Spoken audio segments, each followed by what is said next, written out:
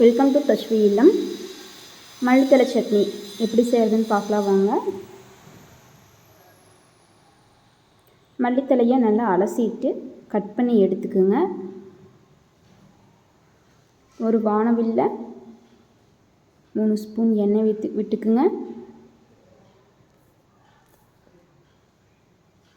மல்லித்தலையை போட்டு நல்லா வதக்குங்க. மீடியம் ஃப்ளேமில் வச்சு நல்லா வதக்குங்க.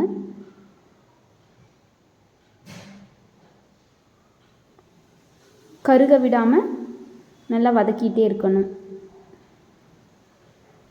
நல்லா டீப் கலரை வர்ற வரைக்கும் நல்லா வதக்கணும். நல்லா வதக்குனதுக்கப்புறம் ஒரு பிளேட்டுக்கு மாற்றிடுங்க. அடுத்தது 2 ஸ்பூன் ஆயில். நம்ம எடுத்து வச்சிருக்கிற பொருட்களையெல்லாம் ஆட் பண்ணுங்கள். சின்ன வெங்காயம், இஞ்சி, பூண்டு, காரத்திற்கேற்ப மிளகாய், புளி.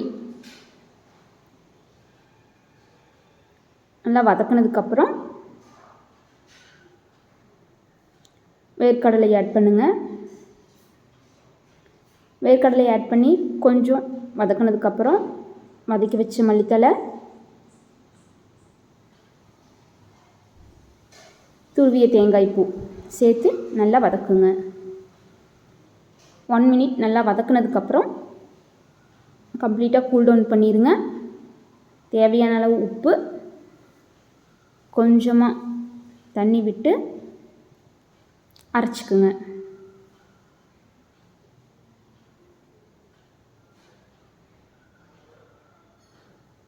ஒரு பவுலுக்கு மாற்றிடுங்க.